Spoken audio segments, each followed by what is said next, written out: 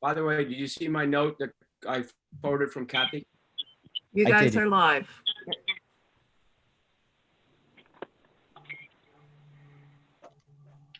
All right, good evening, everyone. Thank you for joining us this evening. It's the New Shoreham Town Council interim meeting for Thursday, June 18th. We got a bunch of noise in the background.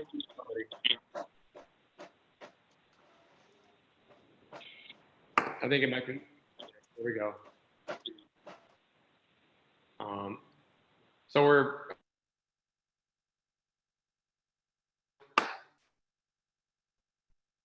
pursuant to State of Rhode Island Executive Order 2025 dated April 15th, 2020. We will have some participants joining us this evening. We will have people listening, and the council is here either via telephone or via video. So the entire council is with us this evening, as well as interim town manager Jim Kern, town solicitor Catherine Marola. We also have Director of Chamber of Commerce Cindy Lasser, Tourism Council Director Jessica Willey, Dr. Tom Warkup, the Medical Director. And others. Thank you for joining us. The first item on the agenda is Warden's Report. I'll remind everybody in Warden's Report that if you will be participating tonight, in order to raise your hand, you do *9, and then you need to unmute yourself by pushing *6 on your phone to unmute yourself. When you're finished speaking, you do *6 again to remute your phone. Please remember, this is a public meeting and be patient. Zoom is a new format for our meetings. Under Warden's Report, I will point out that we've had correspondence relative to the 2020 census. We have some information that the 2020 census is starting, actually started in May. It was scheduled to start at the end of March and April, but it was delayed due to COVID-19. Packets have been delivered to many homes on Block Island. There are 3 ways to correspond to the census, either by mail, telephone, or online. Responses must be submitted by October 31st, 2020, which is an extension of the original deadline. Owners of seasonal homes should also be responding to the census. There's a attached flyer with the instructions. One challenge for this is that each packet that is left at a residence has a specific ID. Without obtaining the specific ID, without an address, may be challenging for residents to respond. Door knockers will begin. Martha, I think that's coming from you. Oh, I was just fooling around. Okay, it's making a noise on the computer. Door knockers will begin August 11th to visit homes of those who have not responded, and we'll try to collect the data during the visits. A higher census response rate is important to produce more accurate data, proper allocation of federal funding, and congressional representation. Having the town council announce and discuss it during an upcoming meeting is a great way for us to get the word out, and that's what I'm doing right now. So it's very important, especially in light of the COVID crisis. There may be some funding available, and we want to make sure that we are counted correctly in order to maximize whatever we might be able to get. I'll also point out that several of us met with the DOH on Tuesday. Andre, do you think it'd be better to do that during the second item on the agenda? Or the first item? I think first or second would be fine. Okay, I'll hold off on that then. We'll have that available in the sheet. So, all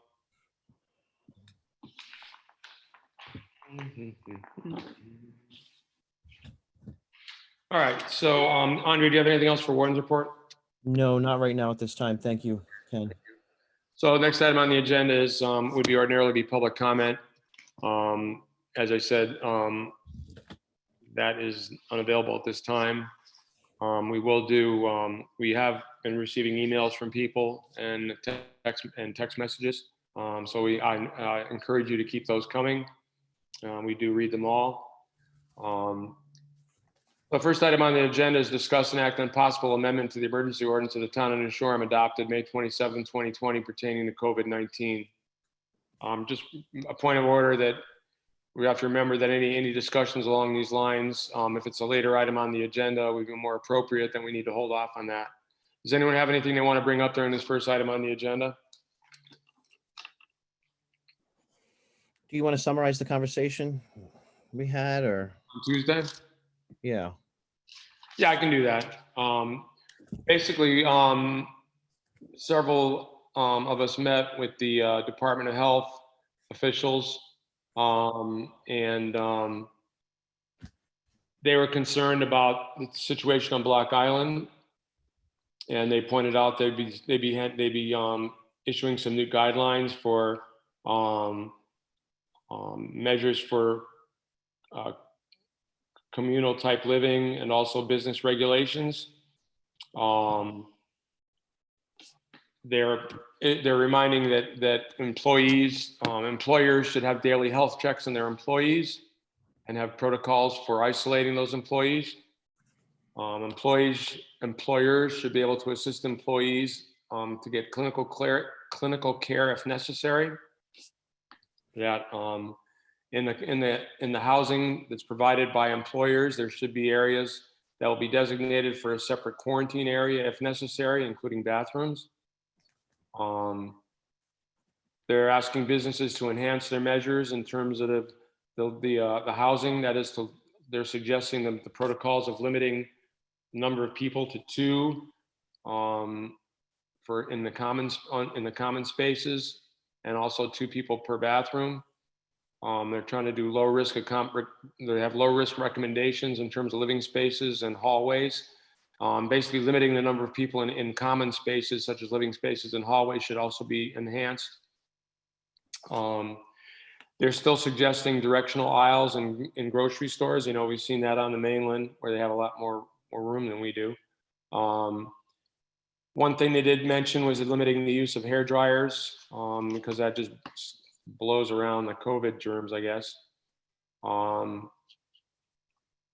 They are suggesting that for medium risk, that they want to limit people to 4 people per room, and on all other recommendations. They realize that in some cases it may not be possible.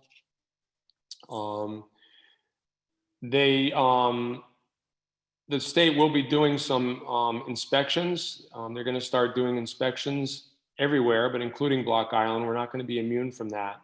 So they will be sending out housing inspectors for businesses to inspect the compliance with the Department of Health regulations that have been issued. There's also some conversation about the communal living plans that were started last week, that were turned in last week, I guess, or the week before. Basically, Andre, have anything to add to that? Yeah, I can just get into detail on some of that. So first of all, we have these meetings with the state team. It includes Jim Curran, myself, and Ken. It seems to be every Tuesday to follow up on meetings we spoke about, items we spoke about at previous meetings. And when Ken spoke about the communal living situation, they issued guidelines to the businesses and had a conversation with them shortly thereafter that. And I think what they're coming up with actual regulations that they haven't issued yet, but will be out shortly. And we'll also be having another meeting with the businesses, commerce, and whoever was on board with that other meeting that the businesses had with them. But it seems as though the general gist of the station is that, they want to keep the lines of communication continuously open with the town. So yes, obviously everybody saw the picture of the ferry last weekend, and that disturbed, angered, made a lot of people seem a lot of concern. The state has been working with the state, the ferry's been working with that state team on guidance, and they've notified us that, the ferry can operate at 60% capacity and have been operating at 50. We all understand, including the ferry, that improvement is needed about the mask situation, and markers on the floors, seating a certain amount on each deck, and pretty much, I believe, requiring people to wear masks even outside. I think has been a decision on the part of the ferry recently. So with that, I'd like to add, I believe that a lot of these businesses last weekend maybe have gotten caught by surprise of how busy it was, and it was a learning experience for everybody. So, I mean, we're hoping that, it was just that, and, we work to improve the situation for the residents. Airports, a statewide initiative has been started with all the airports on the part of the state to increase signage at ports of entry. And it's just, they reiterate that they want people to be safe as possible to reduce the risk.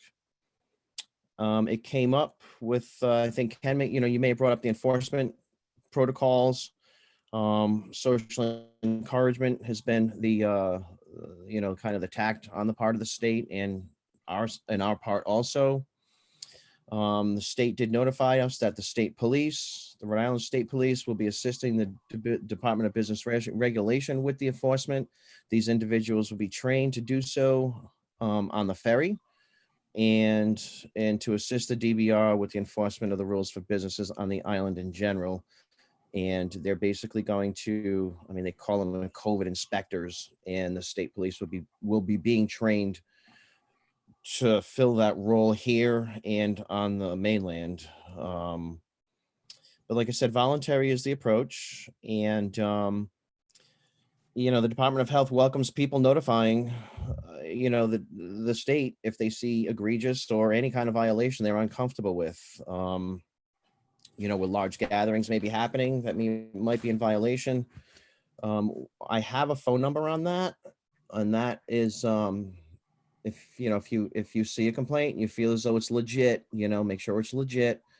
It's 889-5550. But I'm hoping we can put this web page on our town website shortly. So again, that's 889-5550.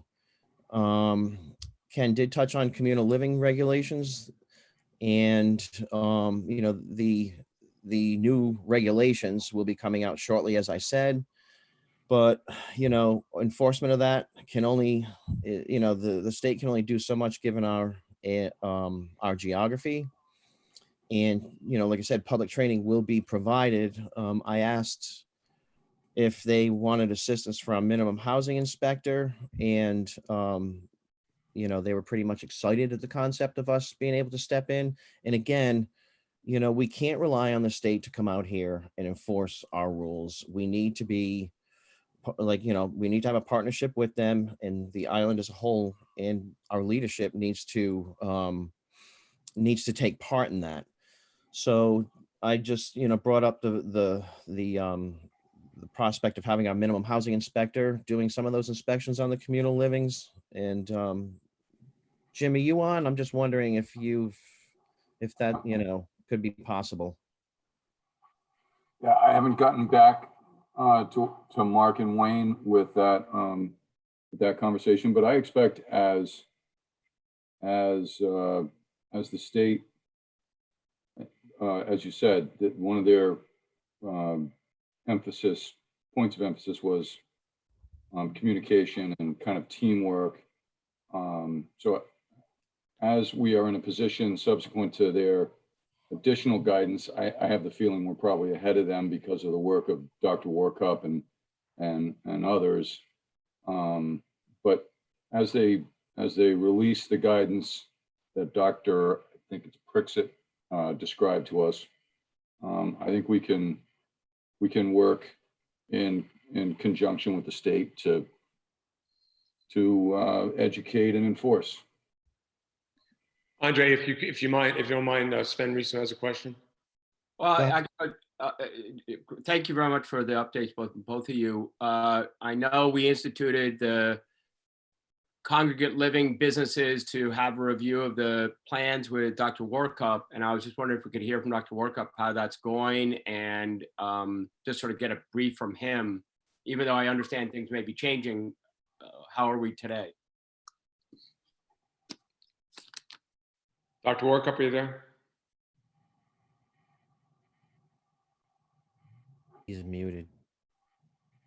I think you'd find that every one of the plans that they've submitted have really been pretty wonderful. They've been very thoughtful, well organized. Everybody has a good, solid, logical plan for isolation, as well as to communicate with us regarding anybody with symptoms.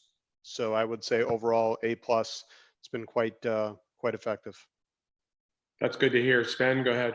I guess, Dr. Workup, then I'm hearing a lot of concerns regarding the congregate living, et cetera. So based on the DOH comments, is it because they're not quite up to speed, or is it because there's some issues, even though the businesses are doing everything they can, and there's still some issues that you see out there, or what's sort of the balance?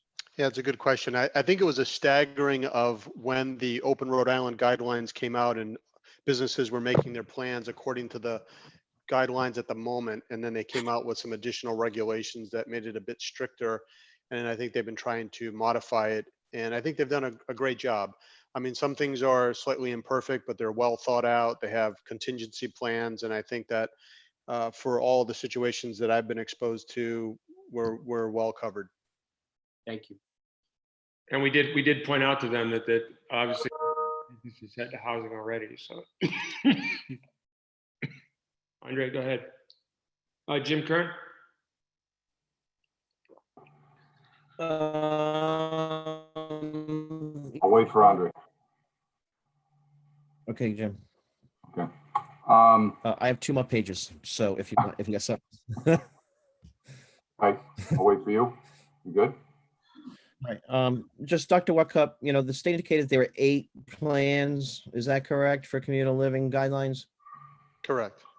Could you send us could you send the council just so we know where those are You bet. and who's submitting? That'd be great. All right, so enforcement came up. That seems to be a topic, of concern. And it was asked about the town and what the town can do. But, according to the governor's regulations, the COVID-19 task force has the ability to come in here and fine and literally shut down businesses who are egregious violators. There's no questions asked. There's it's the power that they actually have. However, it's done through documented evidence. We don't want that. I can tell you now that we're asking for everybody to just follow the rules. And but if it comes to the point where it's needed, they have indicated to us that we can, and this is important, Block Island can institute stricter guidelines to this emergency ordinance that the state has put forward. And every single person on that call indicated to us that we would have 100% backing with the state and the powers they have to do that. So, we started this out with the protection of our residents. That hasn't changed for me. And I know everybody's, like I said, I think people got caught by surprise last week. So, we're not going to go down that road unless it's absolutely necessary. But, the state is doing surprise inspections. They're coming out. And they do, and they do have the ability to do that, and they will. There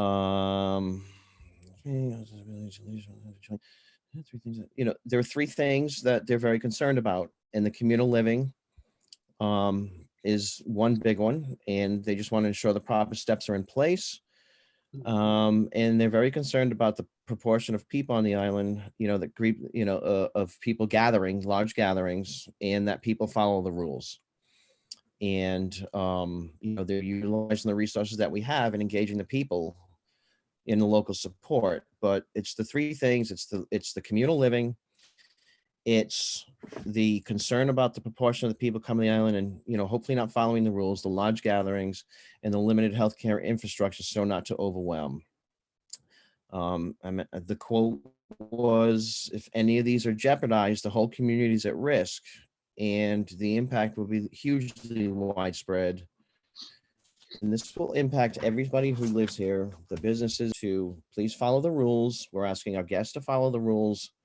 They are here to assist in the enforcement, but, the town has to step up and, quite frankly, do their own enforcement. They will send support to the health services if needed, to support the safety of the communal living situation. And, it was made abundantly clear that if any of those three items go sideways, keeping Block Island in phase 2 is on the table. So that's something, a tool that that can be used. And again, like if any of those three things go sideways, we'll be kept in phase 2. So we need all businesses, on all residents and all our visitors to know that, one group of people can ruin it for everybody, can ruin everything. So that just needs to, that needs to be known that that's still on the table. Ken asked about, I guess the main message is that the town's fully empowered to protect the citizens, given the understanding that the state will stand by our side to issue an ordinance require, but it's the health center, people following the rules, and communal living. And that's the bottom line. Those are the three items that we need to be vigilant about. And, with that, I think I'm done. Jim, your turn. Sven, did you have something quick? No, Jim was next, and I'll go after. Go ahead, Jim. I just wanted to mention the potential for keeping Block Island in phase 2 versus phase 3. I think that's primarily aimed at gatherings.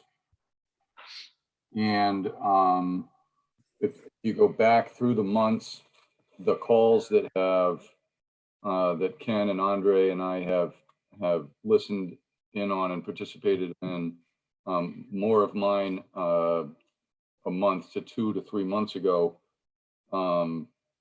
as they opened. I mean, there were a lot of conversations about large stores, Walmarts and Costco's, and that when they never closed, DBR was doing spot checks there too. So they've had an opportunity to kind of develop this enforcement protocol, and it is spot checks. They aren't announced, and what they're looking to see when they arrive is that inside a business, the spacing is correct, the number of people allowed into the building, the staff operating properly. In my travels last weekend, I obviously didn't go in every business, but I walked by and went into a number of them, and I would say the employees and the businesses, although as Andre said, it may have surprised some people with the volume, I thought their efforts were pretty good. Restaurants, people serving in restaurants were wearing masks. I thought some of the walking around and queuing,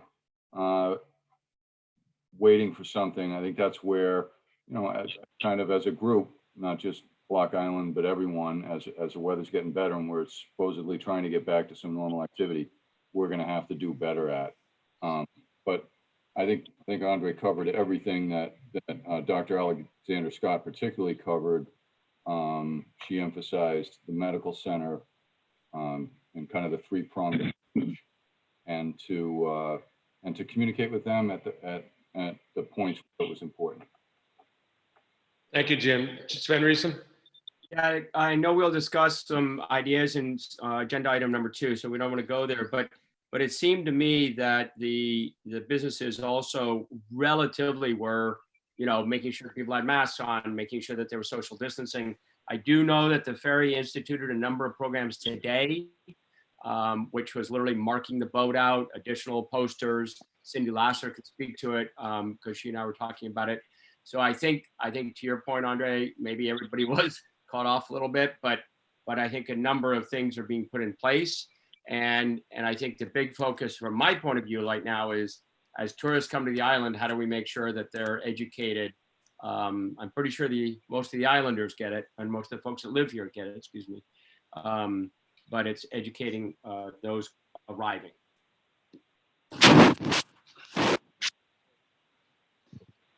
Yeah, As Ken, Bill comment- McComb. Martha, hold on, Bill. Martha, do you have something? Yeah, I only wanted to say, and this is, it's a restating of something Andre said, that the state wouldn't hesitate to keep us in phase two. And I think right now people are operating under the presumption, I know I've heard it, that we're going into phase three as of, is it the 1st of July? I don't know what date it was. And I think most people remember that this was going to happen before, back in May, when the numbers were going to be increased, and then they weren't because things didn't justify it. And I just think we have to really, really keep that out in the forefront, that don't take phase three for granted. Not just that they'll keep us in phase two, but just do not, people don't hear it. They're just not hearing it. Right. Thank you, Well, Martha. yeah, Martha, Martha, just a reminder to do, if you want to raise your hand so I can come. Bill I don't McComb, know how do I raise my hand? *9. Well, last time I did that, I got muted. No, I think you got muted because your phone was making noises. What you can do is *6 when you unless you're called upon to speak, do *6, and then your phone won't be making noises and you won't be muted. Yeah, there's absolutely nothing going on down here. There's no noise at my house, right? I mean, sometimes there is, it's not now. Okay, well, all I know is when the noise is going on, it's your phone that's lighting up. Bill McComb, are you there? Yes, Ken, I apologize. I tuned in a little late here, but and I don't know when is the appropriate time, or if you want me to elaborate later, I will. But Sven's correct. There's a couple of things that we're doing a little bit different for this weekend, and I also had a meeting with the Department of Health and Governor's Office and DOT today, and we did some brainstorming. So sometimes if I'm going to elaborate anything, I will. But the crux of it is, like Sven said, some additional signage, and we're going to, on particularly the Block Island this weekend, lower our capacity to 450 coming over, which is a little less than, it's less than 50%. But because the main floor is that top floor, we're getting pretty good cooperation on the indoors. And unfortunately, that photo went around is not indicative of what's happening most of the time. But that deck on the top, people feel they're outside, and they feel that that they don't have to wear a mask on the outside portion. So there's a number of things we're trying to do to try to improve that a little bit on that end of it. But the main thing is, although the high speed's still coming on, we're reducing some of the capacity. So there will be, I'm sure that 9 o'clock coming over, we're only gonna be able to accommodate what we can accommodate, and we'll do the best we can. Thank you, Bill. Any further comments or questions on this? Yeah, do we as a council want to discuss masks in public? Any, Sven Reeson? Yeah, that's sort of agenda item number 2. I don't know if you want to do it now or move on. That's up to you, but Well, if we pass it, if we say we require people to wear masks in public if they're unable to social distance, that would be under this item, amending the emergency ordinance, because that's not in the emergency ordinance right now. can you mind if I discuss it, Ken? It's up to you. Go ahead, Sven. What? Okay, so there's I think Andre and Ken, you guys hit it all on the nail, and Dr. Warcup. It seems to me that the businesses, for the most part, are appear to be doing as good a job as anybody can expect, and everybody's learning. But what amazed me was Water Street, and I was very disappointed as to how many people were well within 6 feet, not wearing masks, walking down the sidewalk, sort of not bumping each other, but close enough proximity that they were, and it wasn't just their group. So one of the ideas that I would propose personally is that we try and increase the education and information to everybody coming onto the island. And my suggestion and my idea is to do two things. One, have masks available, the disposable mask, the light ones, have masks available for anybody coming off the boat that doesn't have one. Theoretically, everybody should, but doesn't have one. And to give them a little piece of information that basically talks about masks, social distancing, and washing hands. And the key thing about the masks is that it sort of highlights the, wear your mask even, when near others, even outdoors. So it's really trying to stress the when near others and outdoors. It's not about being indoors only. And I would propose trying to do a test this weekend of handing out that little piece of paper, a map of the island on one side, this information on the other, as well as a mask, and try and increase education and see what it does. Because I think that's our best bet to make people aware of the seriousness. And I talked to the chief a little bit about it, and others, and I think we have to do it in a way that, like Andre said before, it's asking people for their support and for their guidance. I think, I believe on the ferry, there's almost been one incident. There've been some other incidences where people have started to get very passionate. It's a nice word. And we don't want to go there, right? We want to encourage compliance. We want to encourage safe health. We want to encourage best practices. So I've talked to the ferry, Bill McComb and the Interstate Navigation, they will allow us to put a table up on the interstate land, meet people as they come off the boat, have the mask, have the flyer, educate, inform. And I think that's a potential step that I'd like to test out. Thank you, Sven. We don't necessarily need to have a major agreement to it. We can just test it and report back to everybody, see what happens. Can I ask Kathy Marilla a question? Is Kathy Marilla on? Sure. Is Kathy Marilla here? Kathy, she's muted.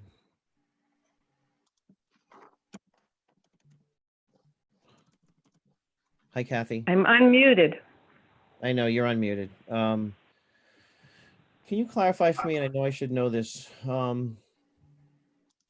if businesses have, which they all are, if businesses like have a sign that says no mask, no service, that kind of thing, is that mandatory for people? Like, I know they can't get in there, so I know they won't let people in without it, but is it mandatory in the state guidelines that people have to go into these businesses and wear a mask? I mean, there's an executive order right now that was entered on June 4th, which the governor that's the mask order. And the governor extended the mask order, if you will, until July 4th. And that's the order that requires any person who's in a place open to the public, whether it's indoors or outdoors, to continue to cover their mouth with a mask. And then it also says that they're not required for people who are continuously and measurably maintaining at least 6 feet of distance from other people. That's the first paragraph of the mask requirement. The second is that all persons have to continue to wear them when inside grocery stores, pharmacies, or other retail businesses. And it goes on, talks about restaurants. So this is the current state regulation. Taxis also, inside taxis. Yep, yeah, taxis, car, livery, ride sharing, But goes on and on. But Andre, if I could interject, Andre, nothing in the executive order requires a store or other place of business to refuse entry to a customer who's not wearing a mask or face covering. The state's not requiring the store to refuse entry. No, I understand that. I'm just wondering if, so our businesses are covered if somebody wants to show up and not wear a mask and give our businesses a hard time for requiring a mask. So they're covered. All right. Uh, uh, uh, I- Jim Kern? No, I would not say it that way. It says nothing in this executive order shall require a store or other place of business to refuse, but That's it preclude them from doing so. So if as a business, I have the right to for you if you're not wearing shoes or a shirt, or more importantly, in this case, I can refuse entry because I have the right to operate my business in a way that's safe for my employees and the other patrons. So although the state order does not require me to prevent you from coming in, it also doesn't prevent from doing that.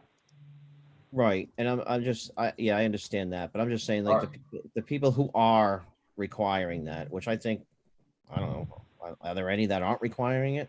I don't know that, but so there is, like, there is people who are actually requiring this, and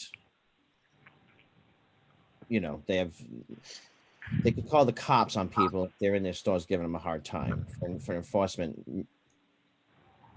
I think the important thing along these lines, and I also anecdotally, I also heard a case this weekend of one restaurant where once folks were seated, the waitress or the management requested at least one name from the party for tracing contact information, and the party refused, but they had already been seated. So I think it's important for businesses to realize that if they are going to be enforcing certain restrictions, that they need to make those clear before the patrons enter their business. If someone's approaching your door and you're greeting them, you need to let them know that A, if required, they're going to be required to give contact information, and B, if you're requiring them to wear a mask in the store, they should know that before they get in the store, to be fair. So I think if we do that, and that information would be helpful to give to people as early as possible. So is the council's, Sven, do we want to try, an educational program, or, see how that works? Or do we want to talk about requiring masks in public if you can't socially distance? That's what I asked the council, how their feelings on that. The state's already requiring it. Not in public. Yeah. They do. All right. I mean, the ordinance, sorry. All right. Yeah. Well, And because The executive order says that.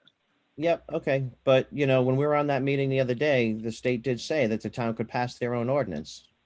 So why would we do that? Why would they say that? If I could. Ed, Jim? There were a number of different areas I think they were referring to, and kind of an envelope statement, congregate living, and the other things that we had talked about. I think that was Dr. Alexander Scott's message that if we felt there was justification for doing something that's more strict to the state, they're not going to prevent us from doing it, or they're not going to have any problem with it. They're going to support us. That's been the message from the governor's office from the beginning. But to the point of trying to enforce outside, people wearing masks, walking around outside, as I think everybody knows, there are exceptions people can invoke, as I said on the call with the governor's staff, their own, and they don't essentially have to prove it. They just have to invoke it. But associated with the guidance from the governor's office, if you recall the about 20-page memo that the chief shared with us from the Attorney General's office, there are enforcement protocols, but in virtually every case and in every press release and every media availability that the governor talks about, and as Andre did earlier, voluntary compliance is the objective. And so education goes a long way towards doing that. And at some point, the other distinction I was looking to make was, as a business owner, I can preclude you from coming in. I can also not sell you the product that I'm selling. It gets very different if you're talking about a sidewalk and it's not a private property, as the ferry is, as the land around the ferry is. It's public property. You have the right to invoke the exceptions. We're very likely not going to arrest you. So I think as the governor has concluded through all of this and sent out, the approach that we're looking for is, and as all of you have said at different times, people buying in and understanding that we're in this together and we need to protect each other. Sven, can you hold for 1 second? Martha, do you have something?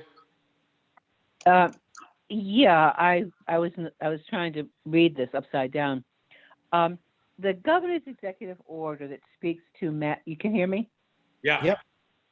Okay, thanks. I just want to be sure I wasn't mute. I wasn't talking to air. The thing about the governor's executive order about any person who is in a place open to the public, whether indoors or outdoors and so forth and so on. But the DOH is the enforcement agent in this. The director of the Rhode Island Department of Health shall enforce any rules or regulations necessary. And is that where we've got this crack, or is it simply a perception issue that people want an ordinance, a local ordinance? Because it's already in place, and are people aware that it's already in place? I mean, I know it didn't look like it last weekend. I think we all got sideswiped by the fact that people had been in, the weather had been terrible, and all of a sudden, let's go to Block Island. Because usually it's not that busy in June. So, but again, back to what I was saying, do we have that line about the enforcement goes with DOH? Is that a reason we should have something locally? Something to make some kind of statement? Or do we just need to take that line out of the governor's order and put that out? Sven, do you have a comment? I don't want to do a lot of education. I don't want to give people pages of information. I'd really just give them that, those lines and say, here, governor's order, do it. I actually support what Martha says. I think simple, clean, as she said yesterday, white space is good. And the governor's, that line in the governor's thing may be enough. So I would agree, let's more be very specific. The second, so I think that education, information, handing out masks, nicely informing people or reminding people is at least worthwhile for a test. And let's see how this weekend goes. Ken and Andre, since you were in the meetings, one of the questions I would have is, as the state may go to phase 3, I'd really like to understand very tactically, what are the differences between phase 2 and phase 3? Because maybe we ask the state to keep us in phase 2. And would they do that? Announcing it tomorrow, regulations. And that, specifics may be helpful in that front. I think they're probably still working on what phase 3 is. I think I have indication that Cindy Lasser would like to be involved in the conversation. Cindy, are you there? Let me just answer Thank this. you. Can you hear me? Hold on. Yeah, wait a minute. Go ahead, Andre. I'm sorry, Cindy. Hold on a minute. That's okay. Just because, just to answer Sven, the state is looking for partners in the town. And if we tell the state that we want to stay in phase 2, they're going to let us stay in phase 2. So I just don't know the difference. And I think to Ken's point, let's figure that out. And it would be nice if we could say the governor's keeping us in phase 2 versus, 5 people on the town council say it. It has a little bit more weight, as we talked about with Chief and everybody else. I think the phases are a work in progress, and they're probably still working on them as we speak. I'm not sure probably won't have them until a couple of days before. yes, and one more thing, just to answer Martha about the enforcement of the Department of Health. Martha, I don't know if this answers your question, but the state police are being trained to enforce the Department of Health and the COVID-19 task force ordinances. So, But we only have stays like 2 days a week, don't we? I think Jim can answer that. I don't know. I to be honest with you, I don't know exactly how many but that's the regular augmentation. And it may be that the state is, and I've had some conversations with the governor's people on this, would be in a position to use our, what I'm going to call normal state augmentation, but it may also be a circumstance where on busy weekends or busy periods, right? Because we're, as Rhode Islanders, we're moving from the urban centers to the coastal areas. The augmentation could be greater. So long answer, normal augmentation and potentially greater augmentation. I see Okay, the, so can we just get a definitive answer on, hold on, please. I see other hands raised. I'm going to try and call in and give everyone a chance to speak. Cindy Lazar, go ahead. Hi, can you hear me? Yes, you can. Oh, good, thank you. Thanks a lot. You guys are doing a great job. I've just been hearing from so many businesses that they're just very concerned about being the police of the stores. And there are people all over the place walking around without masks. And I think that the sense is from many of them is, could we perhaps do something such as Newport did, which is just a downtown area, maybe from the Spring House to New Harbor. You're required to wear masks in town. It's just making so many people uncomfortable, and everybody's reporting it, and you guys are seeing it too.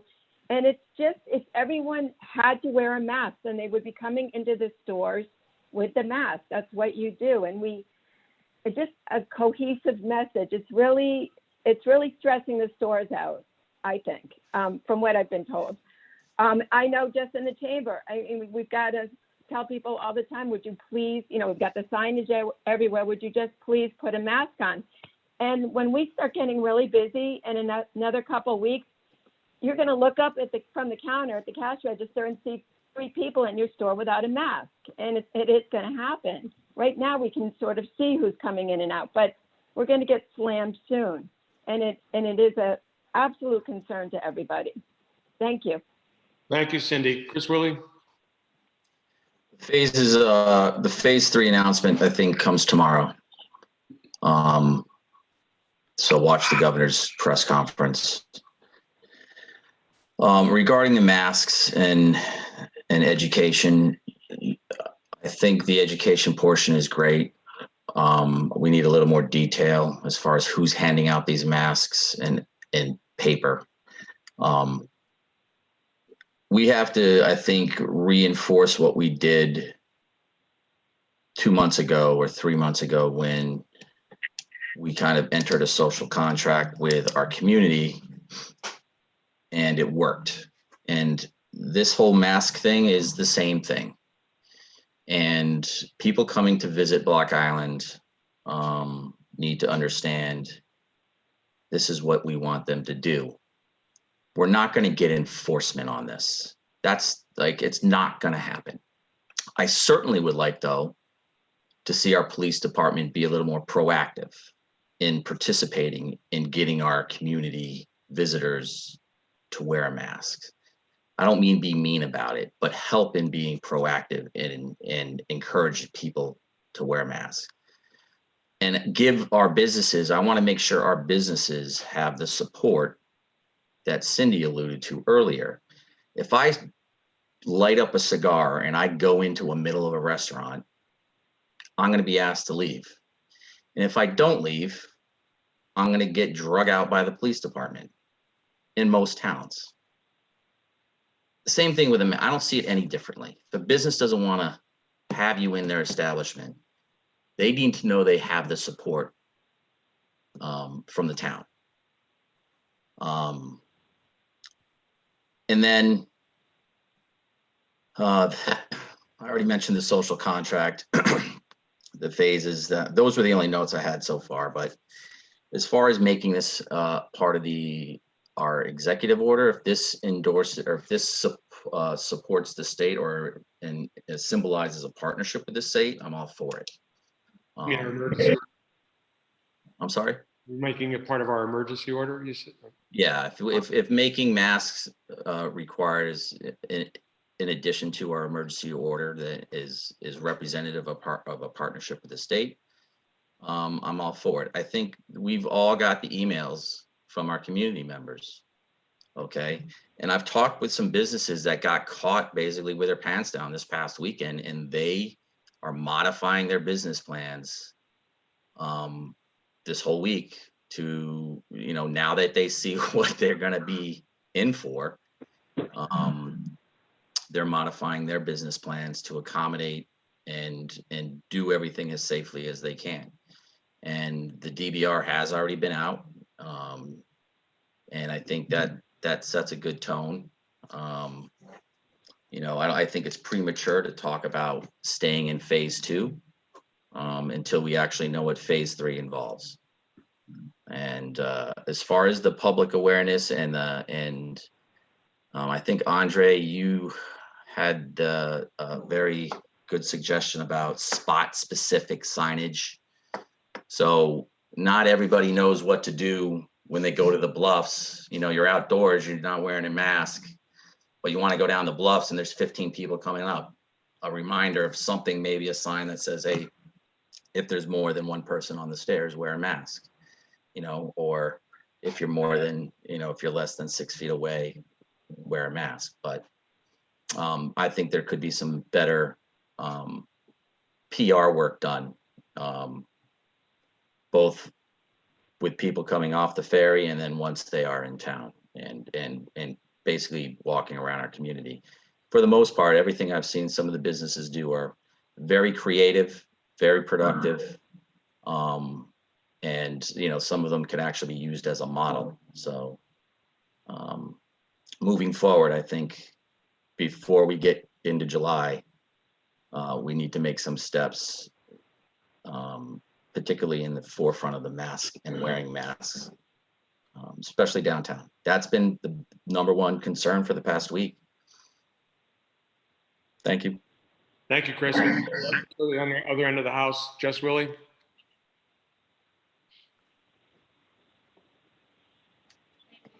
Jess, you there? Can't hear.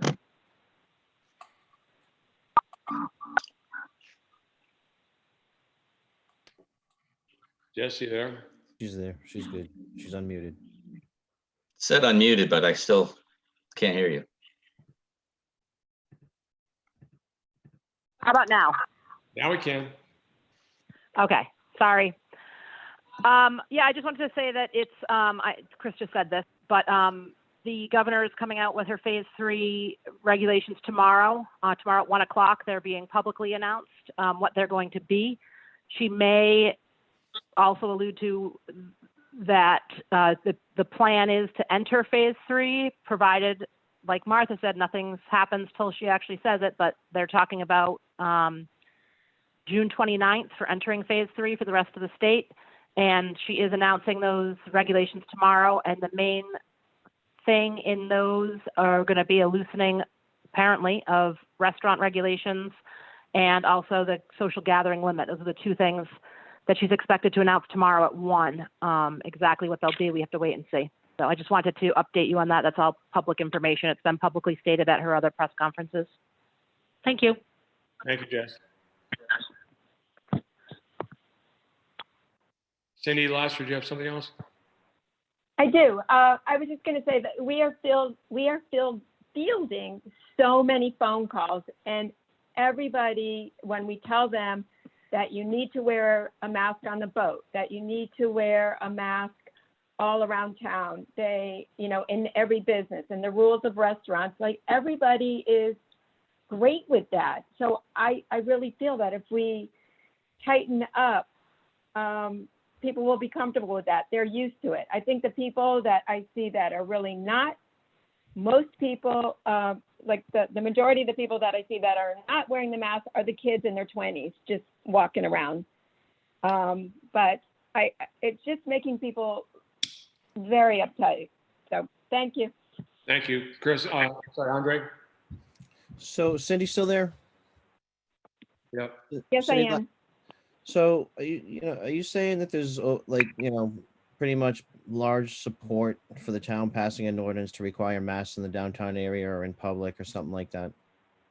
That's what I'm hearing. I think it would take a lot of the stress off them, that this is what you have to do. I really do. Sven Reeson? Sven, you're muted. Still muted. But currently, it is a state regulation. I mean, we don't know what's going to happen at 1 o'clock tomorrow. Got it. But as of this minute, you're not allowed, you need to wear a mask if you're within 6 feet of another person on the street. And I just think that, I mean, we're not going to pass an ordinance any, well, maybe we will, but I'd be surprised if any stricter than that. So I just think people are not aware of that. And I don't know what our current ordinance would do more than what the governor currently has in place as of today. Maybe people just need to be informed that there is a state ordinance. Just as they would be informed there's a town ordinance. Andre? I'll make a motion that we have Kathy Marola draft us an ordinance to require masks in the downtown area for the general public, something similar to something Newport put forward for discussion at next Wednesday's meeting, because I think we're going to leave this emergency ordinance and discuss and act on the amendments. We're going to discuss, this is going to stay on our agenda for, the foreseeable future. So, if Kathy could just craft us something, we can talk to her, we can give her input just for discussion next Wednesday and see how we feel about it. In the meantime, we're going to move forward with, that's my motion. Second. Motion by Andre, seconded by Chris, I believe. I think All right. if you want Councilman Hall to draft something, you need to be a little more specific in terms of what you want in it. Basically an ordinance that would require the public to wear masks, down, at least in the downtown area, or, in certain places where there's large crowds or something like that. We can talk to her about that. And I just, we can start with our, getting like with Sven's, ideas about outreach, but, this weekend, but we'll see if that goes, but at least next Wednesday, we can have something on the agenda to discuss on this. And I would ask Kathy if that's enough to start. Catherine? Well, the only question I have is if we just say downtown area, it kind of sounds like you don't have to do it anywhere else. All right. New Harbor. Well, just craft an ordinance, Kathy, basically saying, Block Island's going to require you to wear masks. And we will discuss it next Wednesday. Chris Why Willie? can't, I'm sorry. Hold on, Martha. Chris Willie? Yeah, I would suggest not being specific to any particular area because that's an easy add-in to Kathy's ordinance. And there's plenty of other towns. We've received a number of different towns across the country that have done this in particular areas which get high traffic, and it's mostly things like Water Street. But I don't think it hurts to ask Kathy to draft something that's not specific to an area other than Block Island. And in the meantime, we all can do our research and read everything that all the suggestions that we've been sent. The most recent one was Raleigh, I think, North Carolina, and maybe further develop it when we discuss it on Wednesday. Thank you, Chris. Kathy, are you good with that? Yes? Martha? hello? Yeah, go ahead. Did you raise your hand? I did. The question I have is why we simply can't lift the language from the governor's order to keep it consistent with the state. I don't think we need to be looking to other states particularly, because that's a recipe for disaster. And just again, keep it simple. The governor's order is not a may, it's a shall. But if it's that important that people want to do it, it's very important that people know it's there, and I think we're beginning to get increasing numbers of people from out of state. That's going to become more and more of an issue, and even as people in Rhode Island who have been paying attention aren't paying attention as much as they were people from out of state are just have the same, oh, Block Island, there's nothing wrong. You're going to Block Island, it's fine. How can anything go wrong on Block Island? And they do need to be reminded, but concisely. Thank you, Martha. Sven? I'm in favor of, as we discuss it next Wednesday, of following the governor. I think the idea of, if you're within 6 feet and all over the island, that's sort of the critical criteria if we're going to go down this road. Chris Willie again? To reiterate two things. One, Martha's point is, let's remember that the majority of our visitors are coming from Connecticut, New York, and Massachusetts, all of which are in various states of opening, but all of which were basically designated hotspots. Rhode Island wasn't a hotspot, and we don't want it to become a hotspot. And we want to save the summer, which has been our goal from the onset, at least mine. July and August are very important, and we want to do it safely as possible. And Sven's suggestion was a good one. I didn't get the question answered though, Sven. How are you going to mobilize who's mobilizing your plan? As good as it is, I think you're dead on. I think that actually, as far as having masks available before people get on the ferry and get off, I think it's two-pronged. I think it's a good idea, but can you elaborate on that a little more, please? Because I don't know those answers. Henry? So the current plan is Dr. Warkup and Cindy have already identified and sequestered for me about 2,000 masks, should we need them. Charlene has started work on a little 5-inch by 5-inch handout, which I think based on this conversation, actually Martha's comments, we're going to clean up and edit and simplify. My suggestion, and I would love any of the 5 of us to join, but I am planning to be at the boat when the boats come in Saturday morning. To be very frank, I talked to the chief about, volunteers or people and all that. And his advice was, we have to be very careful as to who is behind the table and who is distributing this information, because we want to make sure that those people are able to keep sort of a quote unquote level head. If I hand somebody a mask and a flyer to say, hey, by the way, it's governor's ordinance, if you're within 6 feet, please put a mask on. And they look and they want to suddenly pick a fight and they want to make this an issue. We need to make sure that the people behind the table are not going to suddenly create a huge confrontation, and that we're going to keep to education and information rather than suddenly a tit for tat. So my hope is that any of you guys who would like to join me, but I am planning to be there for the first 3 votes on Saturday. I don't think I'm the guy you want behind that table. I don't know, Chris. You have that soft, compassionate moment. I know it. Any further comments on the floor? Yeah. Ken, Bill McComb. Can we hold on a minute? We have to vote on a motion. Well, Unless it's comment on that. It's comment on the motion, Okay. or on the topic anyways. go ahead, Bill. Yeah, my question was on the ordinance.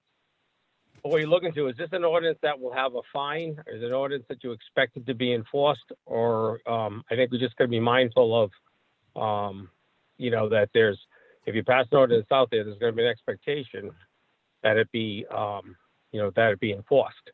And if it is, would it be a monetary fine and so forth? So I think those are things just to keep in consideration when you when you discuss it further.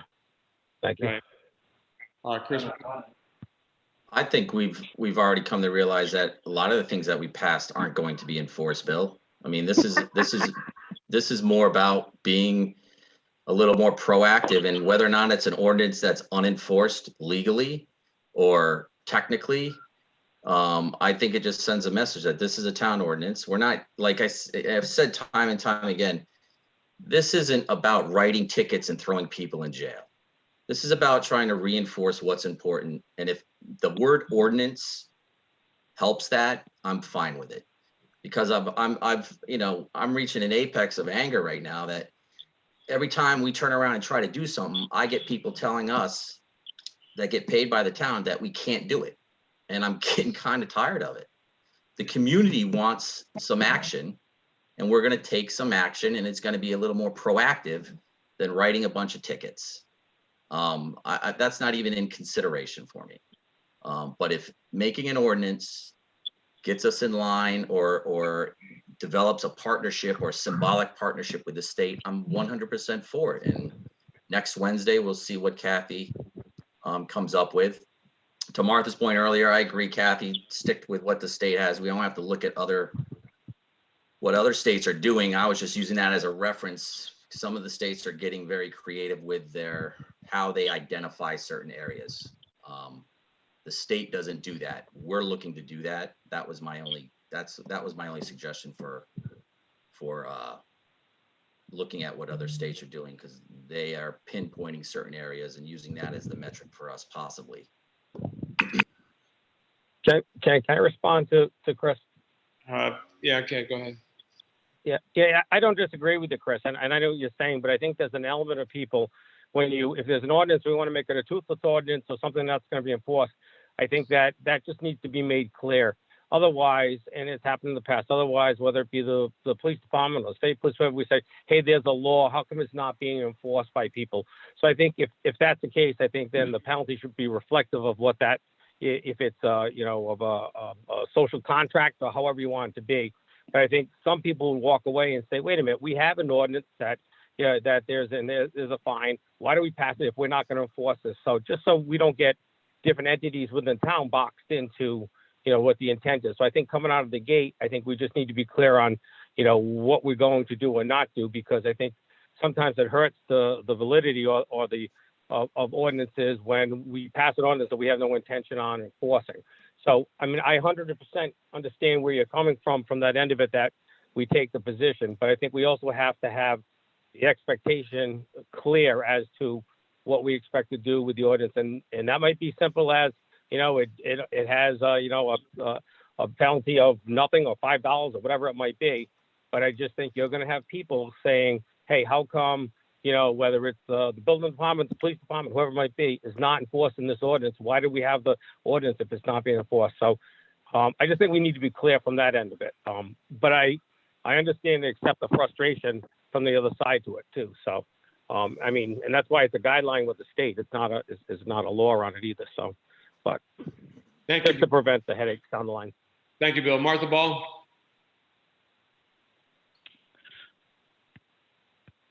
Martha? Yeah, I forgot what I was going to say.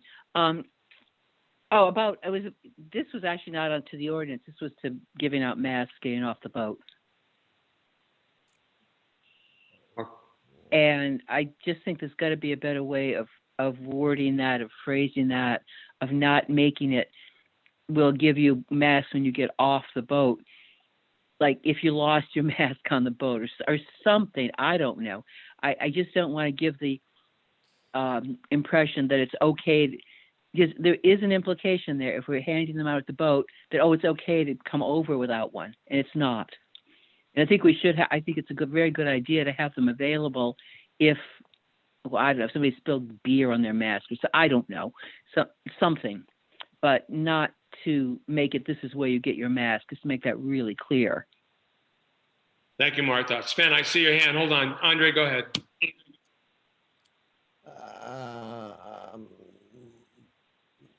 I'm good. Okay. Thank you, Andre. Sven, Off track. Just real quickly, Martha, I'm going to send you a revised copy and would love your input. And we'll make sure it's clean, simple, and to your liking. As soon as I see that Chris is returned, we'll have a vote.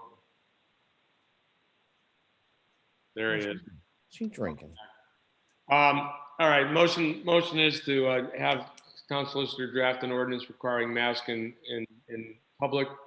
Actually, the motion was in the downtown area for public.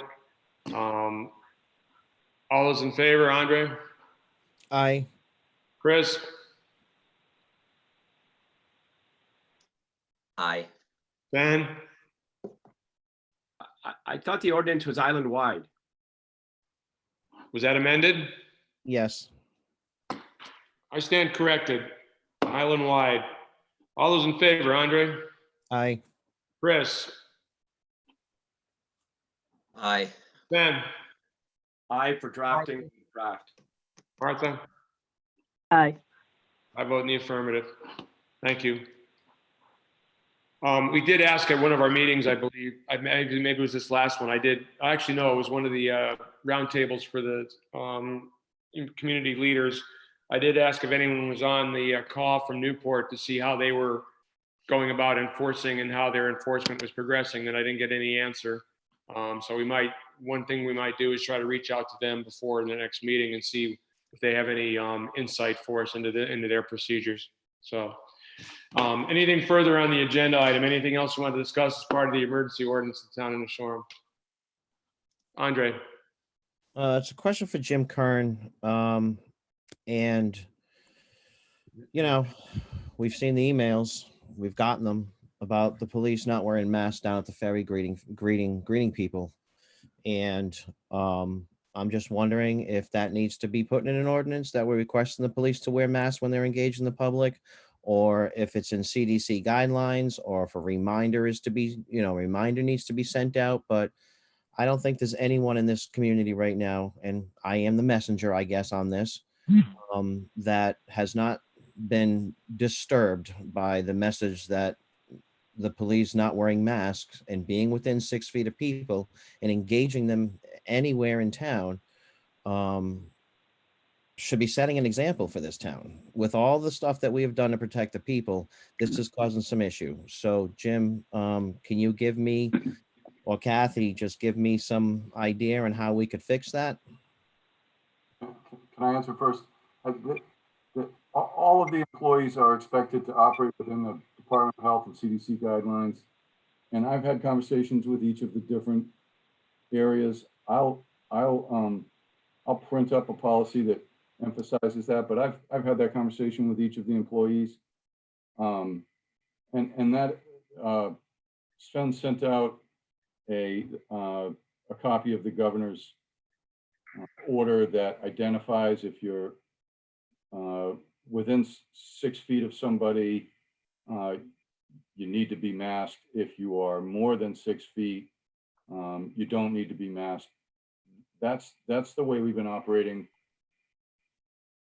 from the time all of these restrictions were put in place, and I'll reinforce that. That applies to all of our employees.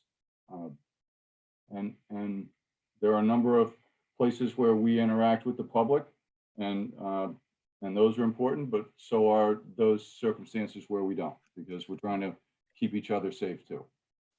And I'll leave it at that.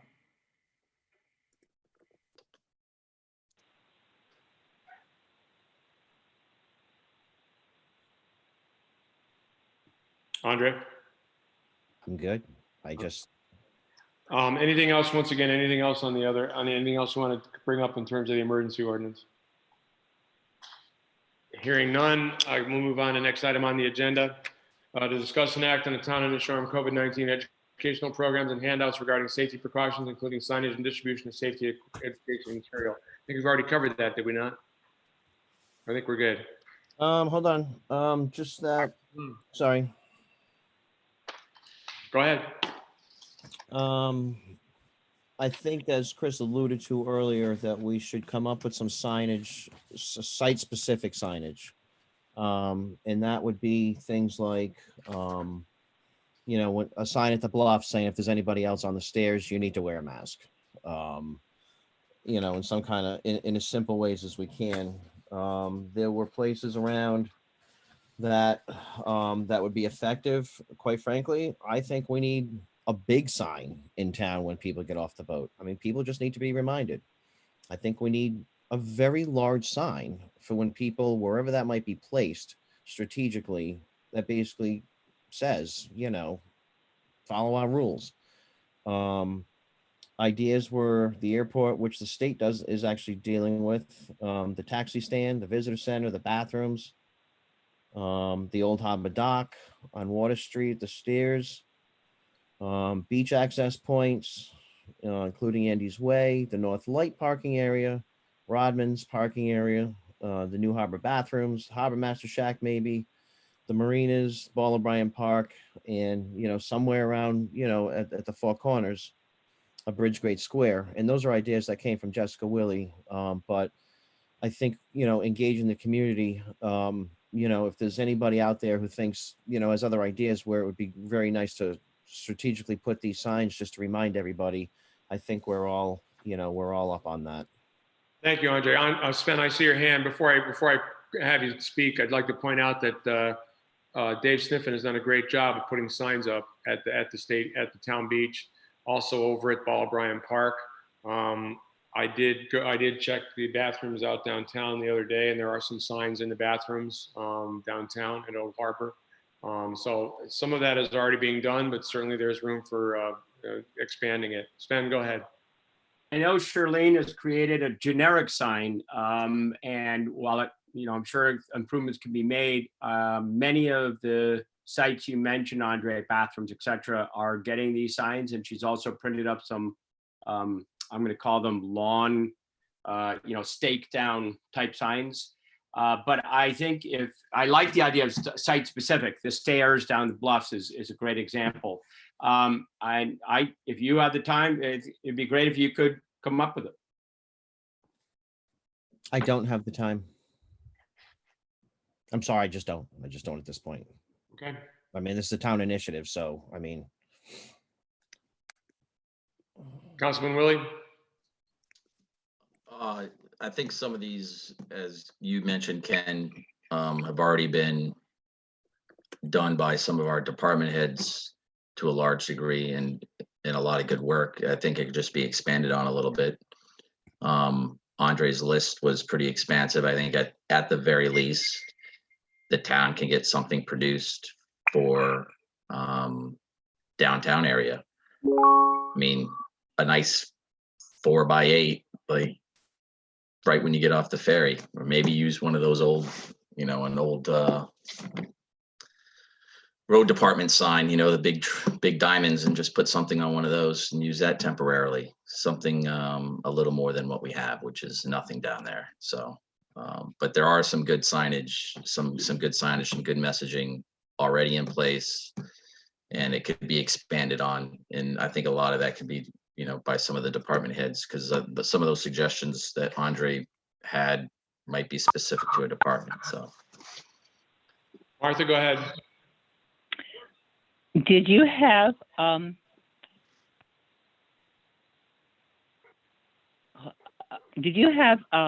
the trails? Do you have Nature Conservancy on board with this?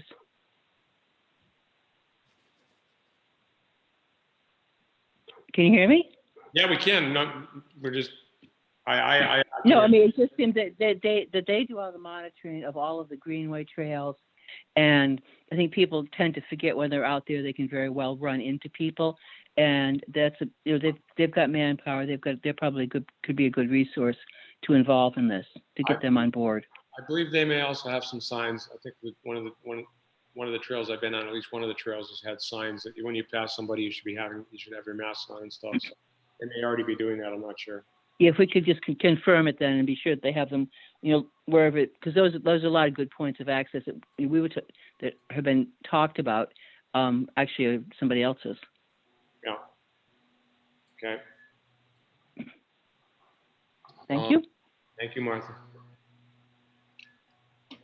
Anything else on this? Andre? Let Jim go. I'll wrap it up.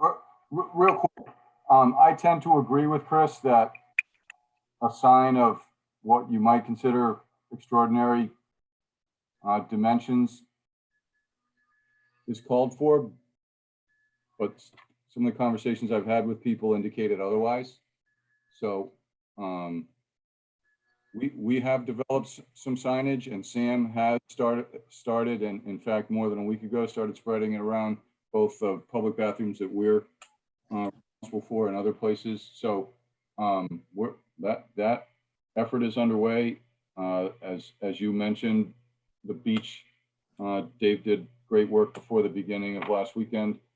So we'll continue and try to make it appropriate. Thank you, Jim. And Andre, go ahead. I'm sorry, I'll just wrap it up, because I mean, to what Bill said about the enforcement and the fines, and setting the example, the state did say that they are 100% behind us. So enforcement wise, they did say that We're losing you, Andre. We just lost you. hold on. Yeah, I was on a roll.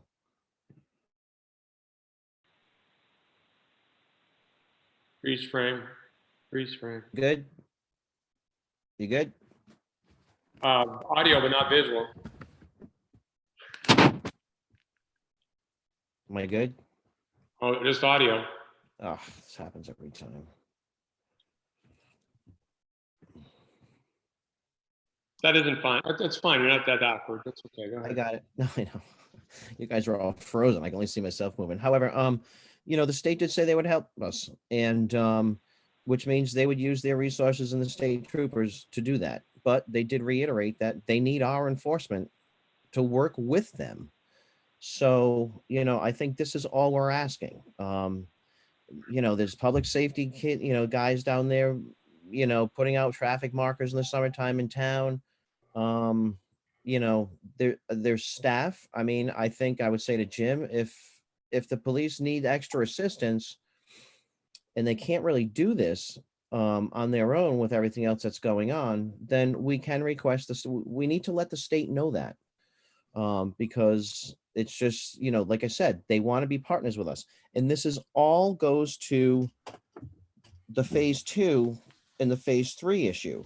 And I'll repeat it. There's 3 things the state's concerned about is large crowds, people not following the rules, which are masks, and the congregate living situation.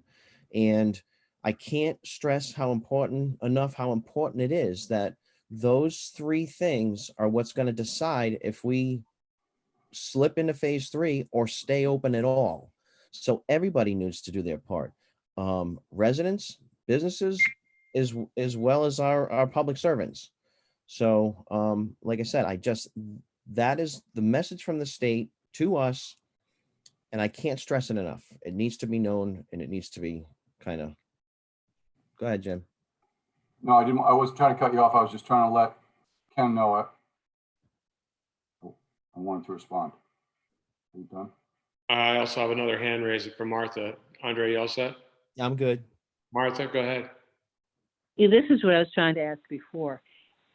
Do we have a definitive number on when the state police, the state troopers, or whatever state backup we have how many people are going to be here and when they're going to be here?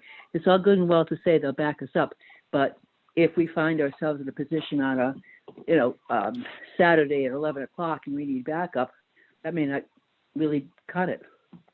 Well, I think one thing we need to clarify, Andre, with the state is just how far they're willing to go with this supporting this, as you've said several times, because we have to remember that the governor has had certain reservations about the ability to force people to wear masks. So we need to get in no uncertain terms what they're willing to do. What are they willing to do in terms of backing us up?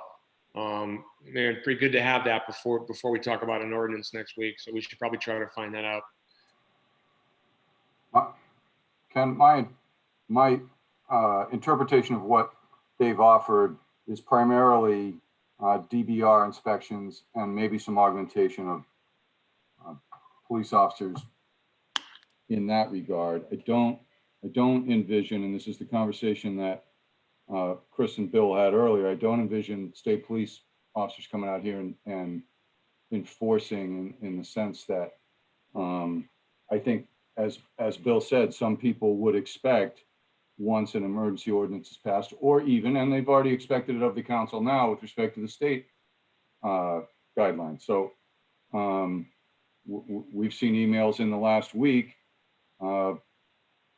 start handing out tickets. So it's a balancing act between, as Chris said, if you put an ordinance in place, I don't think there's any employees here saying that you can't do that. I think we just need to be realistic about the expectations that are generated from it. And that's not code for don't do it. That's just need to be realistic about the expectations and how that is communicated to the community in a way that it's beneficial to the community. Thank you, Jim. Martha, is your hand still up? No, thank you. Thank you. Are we ready to move on? Okay. Next item on the agenda will be to set a public hearing date on request from the Commission on Motor Vehicles for Hire to amendment to the New Shoreham General Ordinances, Chapter 8, Licenses and Business Regulations, Article 7, Motor Vehicles for Hire.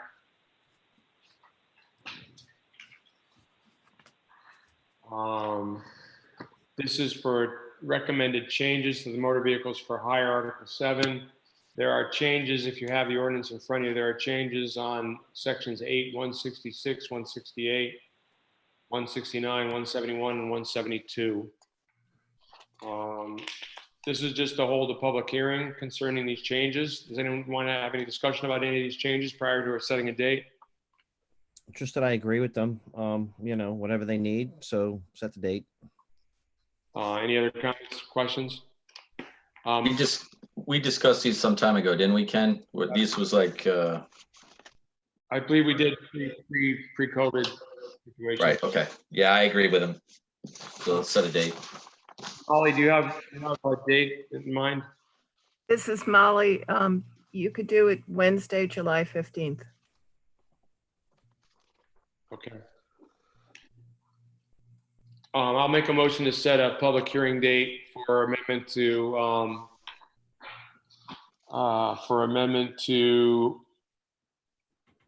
New Shoreham General Ordinances, Chapter 8, License and Business Regulations, Article 7, Motor Vehicles for Hire, and to set the meeting date for Wednesday, July 15th. Second. Seconded by Chris. Further discussion? All those in favor? Andre? Aye. Chris? Aye. Ben? Aye. Martha? Recuse. I vote in the affirmative. Motion carries with one recusal. Four affirmative, one recusal. Thank you all. And thank the commission for their work that we can do in terms of public hearing. Next item on the agenda, receive and act on recommendations from the Motor Vehicles for Hire regarding taxi license renewals, bus license renewals, taxi waiting lists, and bus waiting lists. Excuse me. The Commission on Motor Vehicles for Hire met remotely using the Zoom platform on June 4th, 2020, and acted to respectfully recommend the Town Council renew the following taxi and bus licenses. It's noted per the amended emergency ordinance dated May 8th, 2020, paragraph 7, license and permits. The expiration date of all taxi and motor vehicle for hire licenses is extended to June 30th, and no license or permit issued by the town shall be subject to loss or revocation during the 2020 calendar year for the license permit holder's failure to use the license during the 2020 calendar year. That being said, I'll make a motion to renew the New Shoreham taxi licenses for 2020 to 2021 license year for the following individuals: Martha Ball, Victoria Carson, Judy Clark, Gloria Hall Daubert, Charles Douglas, Marcel Dulac, Mark Emanuel, Fiona Fitzpatrick, Nathaniel Gaffett, Richard Gann, John Grant, Jeff Hall, Deborah Hart, Monica Hall-Shea, Fred Leader III, Vincent McAloon, Timothy McCabe, Edward McGovern, Ruth Laurie McTeague, Douglas Michelle, Christine Monge, Frank Nicastro, Christopher O'Neill, Kathy Payne, Henry Peterson, Maureen Quackenbush, James Rondinoni, David Schaller, Sue Ann Shaw, Michael Shea, C. Champlin Starr, and Richard Trethway, all pending receipt of appropriate licensing fees and paperwork, and with the stipulation that drivers state rates to passengers prior to departure. That is my motion. Second. Seconded by Andre. Any discussion or comments? Chris Willie. We could probably, I just have a question about the number of taxis on the, that are going to work for the summer. Do we have any indication on that? I know licenses have been held in abeyance, so to speak, so they're not going to lose it, but there's a demand. Or do we anticipate, was there any indication from the commission, if any of them, or is anybody listening that could give us any indication how many, if any more, are going to start driving this summer? Understandably that some don't want to, I understand that. Any indication? May I? Go ahead, Molly. It's Molly. I don't have a definitive answer for you. My understanding is that it's a moving target. And the taxi commission also wanted to request some flexibility on the dates for picking up the licenses because some of the drivers wanted to see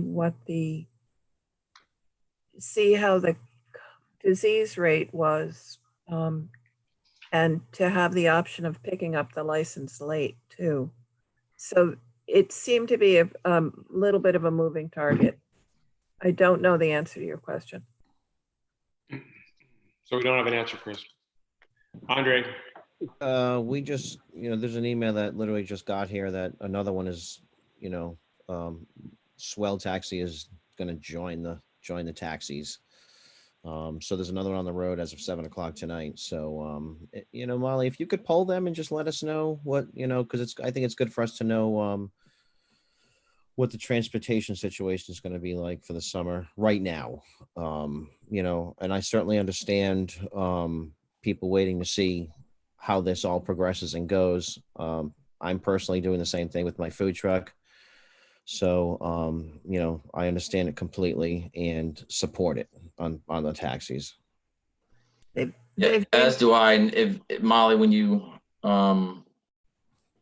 I guess more this is for any of the taxi operators that do choose to start operating.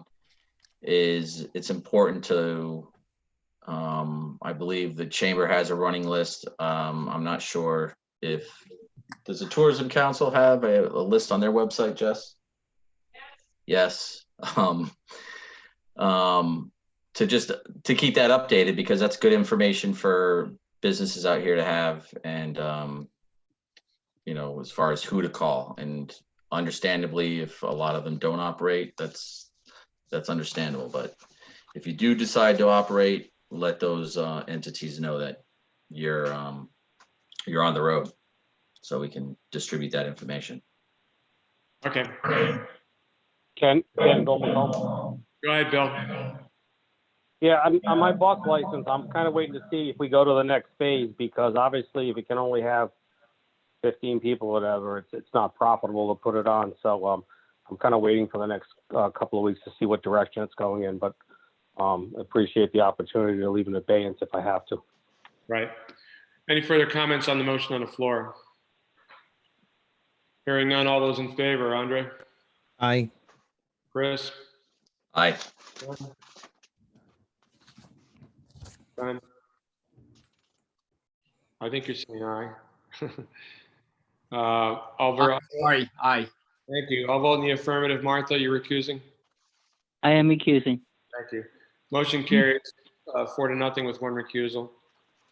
I'll make a motion to renew the New Shoreham charter bus licenses for 2020, 2021 for William McComb and Sandra Rice, pending receipt of appropriate licensing fees, certificate of insurance, naming the town of New Shoreham as certificate holder, and appropriate approvals by the New Shoreham Police Department. Second. Seconded by Chris. Any discussion? All those in favor, Andre? Is there a provision in there that deals with moral character? Because I don't know about that McComb guy. Andre? Aye. Aye. Ben? Aye. I vote in the affirmative. Martha recuses. Oh, no, Martha. Recuse. Recusing again. Okay, 4-0. Motion carries with one recusal. The Commission on Motor Vehicle for Hire has met remotely and determined the following applicants on the taxi and bus waiting list continue to meet their criteria. Therefore, I'll make a motion to accept the New Shoreham taxi waiting list as follows, in the order of Shirlene Goburn, Brian Neville, Mark Helperline, Celeste Helperline, Janet Sigler, Nancy Greenaway, Virginia Milner, David Milner, John Cullen, Mimi Lavelle, Patrick Evans, Thomas Durden, Ann Hall, Glenn Hall, Christopher Litchkey, Edith Blaine, Jeff Ernst, Jordan Ryan, Patrick Pengwell, Stephen Papa, Terry Smith, Nancy Pike, Scott Givens, and Alexis McCabe. Second. Seconded by Chris. Discussion. All's in favor, Andre? Aye. Chris? Aye. Aye. Aye. Martha? Recuse. I vote in the affirmative. Motion carries 4-0 with one recusal. I'll make a motion to accept the New Shoreham bus waiting list as follows. Patrick Evans. Second. Seconded by Chris. All's in favor, Andre? Aye. Chris? Aye. Ben? Aye. Martha? Recuse. I vote in the affirmative. Motion carries 4-0 with one recusal. We do have, from the same meeting of motor vehicles for hire, sent the following resolutions to the New Shoreham Town Council for our consideration. Due to COVID-19 pandemic and constantly fluid situation. Have we already voted this? I don't think we did we? Fluid situation, the Commission of Motor Vehicles for Hire specifically requested the town grant a waiver to the town ordinance regarding the minimum number of hours of access beyond the road. I don't think we did. Any I don't comment? think so. Any I comment? don't think it was, I don't think it was ours. I think it was just specific to the license, but Yeah. we could vote on it again if we did. That's not been voted on. That's not, okay. Any questions or comments or discussion? Suggestions?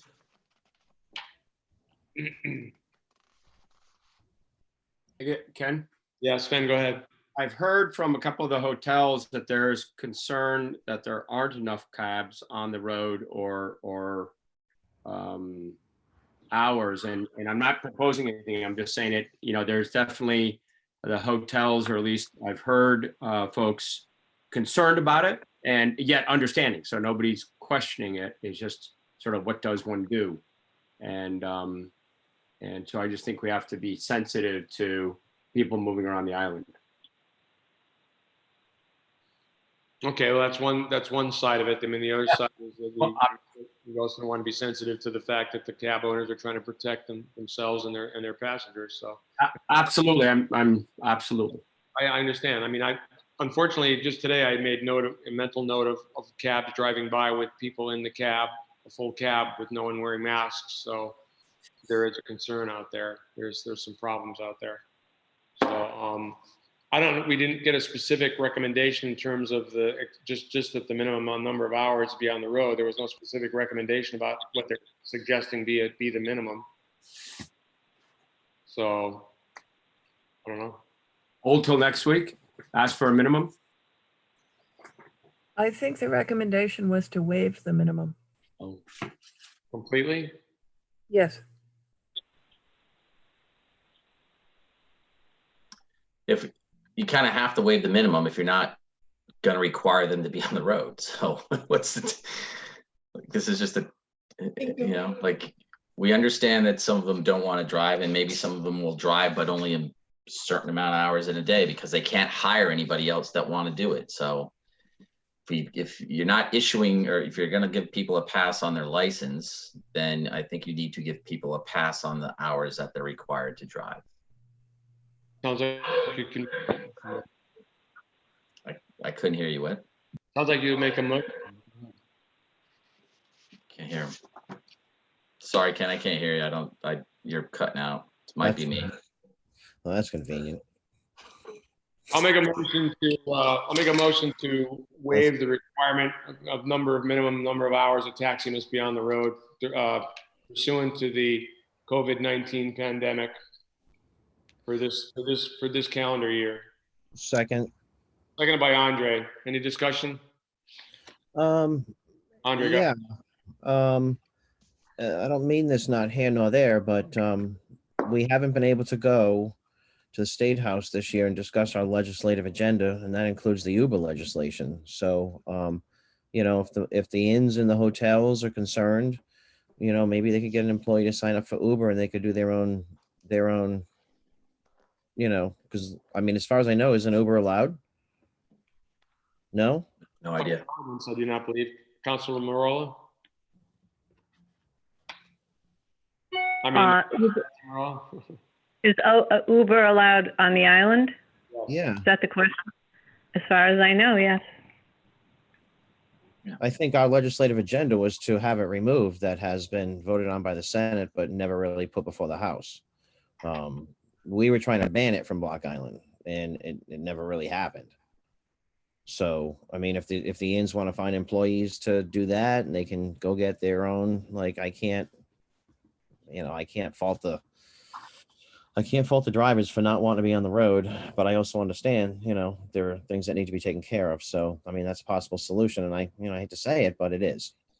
Well, some of these hotels also, specifically one that's talked about it, also have their own vans that they've been shuttling people with also. So maybe they just have to get a little more creative. Chris Willie?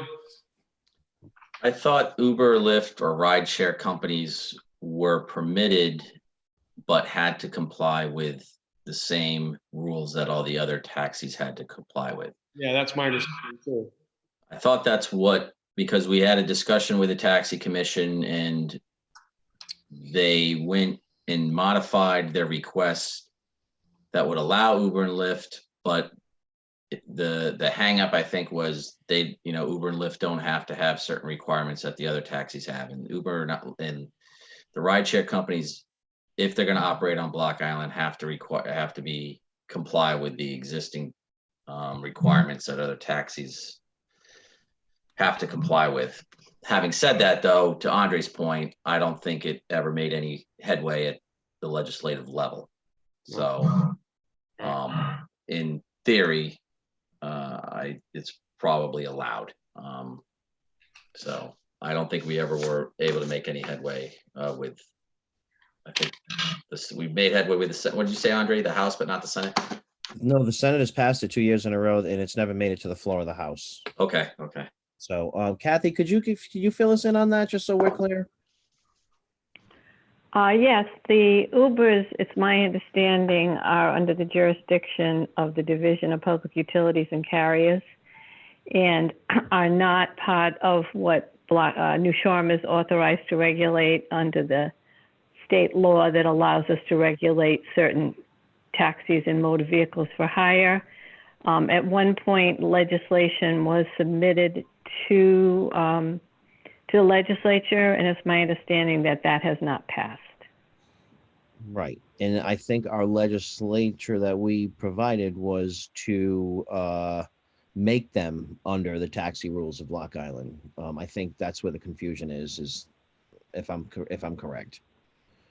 Yes, they currently do not fall within the New Shoreham ordinance pertaining to motor vehicles for hire. Okay. I think I'd rather see the hotels make other arrangements for that, because be careful what you wish for. I mean, you go to certain places and you see all the people waiting for their Uber rides in groups of like 6 and 10 and 15, waiting for the rides to show up. So you may be creating a monster. I'm not creating anything. I'm just I'm just pointing out the options that are out there.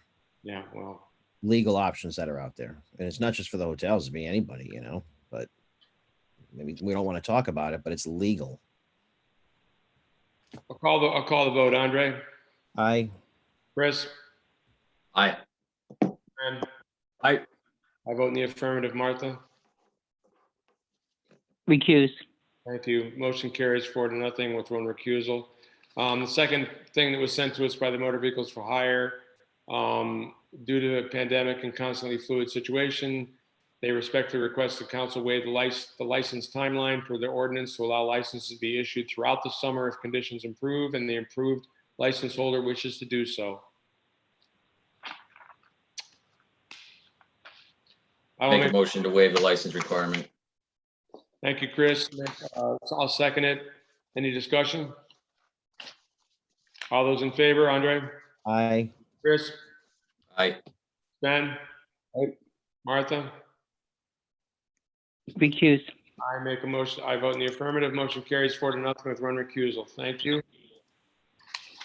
Next item on the agenda is to review and act on the agreement for the use of town property between the town of New Shoreham and Cindy Kelly for Pots and Kettles Food Truck at Mosquito Beach Parking Lot, Corn Neck Road, Plat 4, Lot 68. We have Cindy joining us this evening.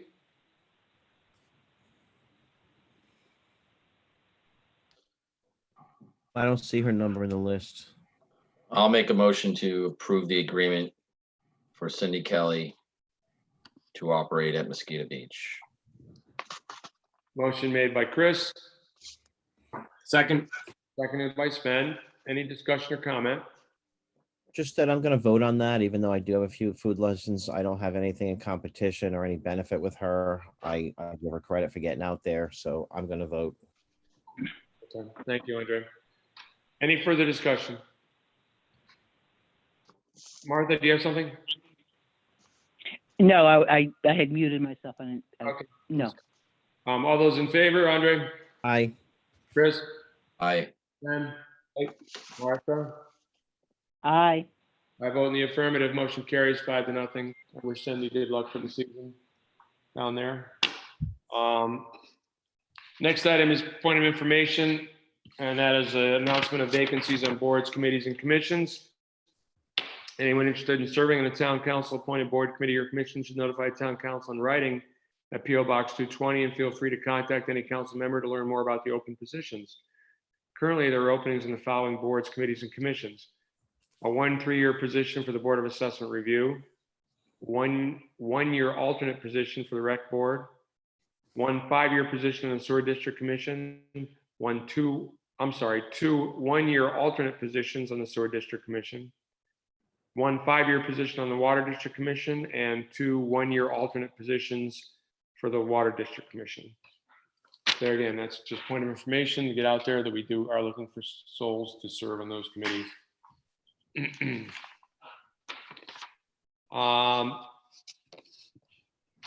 The next 2 items will be going into closed session. The first one is receive and report. The receive a report and act on agreement for a grant of easement with Deepwater Wind, Block Island LLC. Going into closed session pursuant to Rhode Island General Law 42461A5. And the second one is to receive a report and act on agreement for grant of easement with Narragansett Electric Company. Going into closed session pursuant to Rhode Island General Law 42461A5. Discussions or considerations related to acquisition or lease of real property for the purposes or the distribution of publicly held property where in advance public information would be detrimental to the interest of the public. We will be going into closed session. I'll make a motion to go into closed session. Second. Seconded by Andre. Before we vote, I'll make a point of order that we will be going into closed session. The open session will be kept open on Zoom. And when we come out of closed session, we will, if we have any announcements to make concerning votes, we will do that at that time. But that we will be going into closed session on a separate Zoom channel. All those in favor, Andre? Aye. Chris? Aye. Sven? Aye. Martha? Aye. I vote in the affirmative. We'll go into closed session. And that, we have a link for that, a different link, right? Yes, we do. So we need to close in this one and everyone else can stand by. And it came from Millie, I believe. I saw it. Okay. See you on the other side. Okay.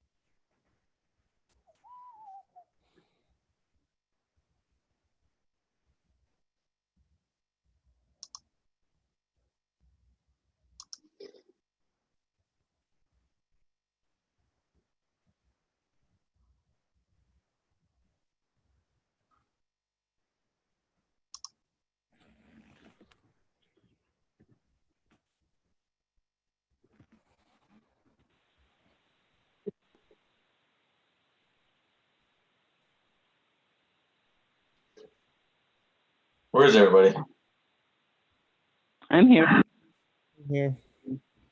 Where are you? Where's your video? I turn that crap off, you know? I'm gonna be like Martha. You're live on YouTube, by the way. I think at the time waiting, we should read Block Island bulletin board posts. Let me see if I can find one. Oh, that's a pretty funny one. John John Doolittle. Doolittle. Yeah, John Lost Doolittle. his pants. John Doolittle has lost his pants this evening. So if anybody finds John Doolittle pants between Payne Road going west on Sheffield Farm to Mitchell Lane, let him know that you have found his favorite pair of pants with leather patches on the right-hand exterior. John needs his pants. Well, he does preface it. It is an odd request. Very normal. Block Island. I think you'd have lost him going the other way, but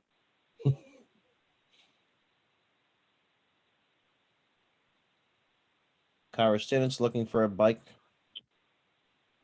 Have one. You can use a bike.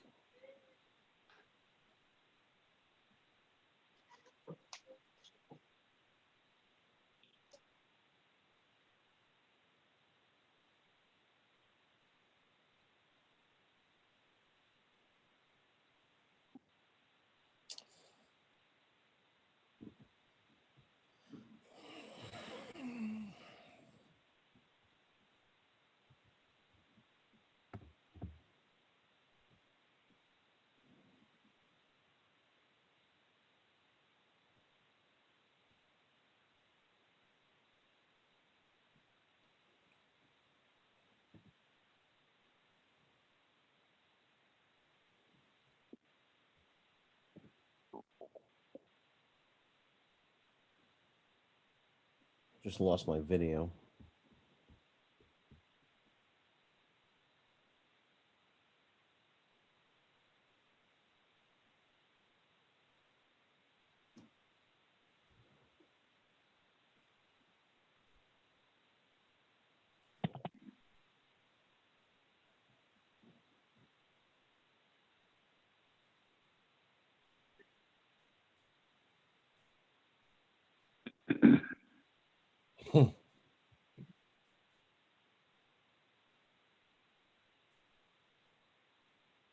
where is everybody? I don't I don't know. Just my screens. There's no video.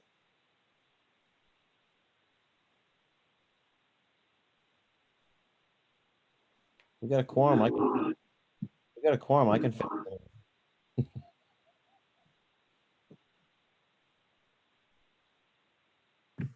Ken's on his way. Molly, Hi. we're thinking we would just read Block Island bulletin board posts while waiting for everybody, instead of the Muzak soundtrack. More effective.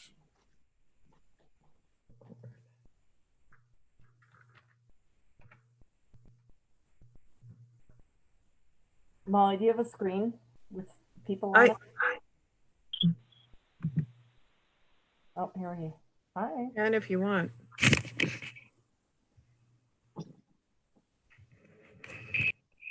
Hey, Ken.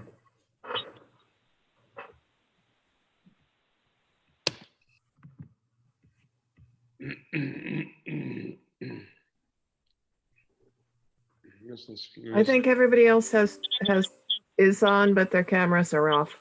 Sven's not here. I don't know. I don't see him. Oh, yeah, okay. We do have a quorum though. It's all right. Let's close it. Then We lost Ken? no, we got Ken. We don't have Sven.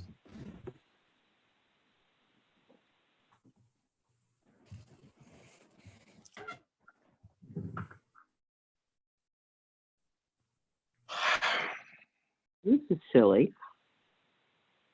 Yeah, he's having trouble getting back into the meeting.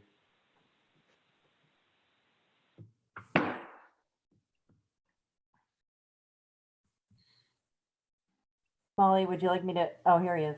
Okay. He's in.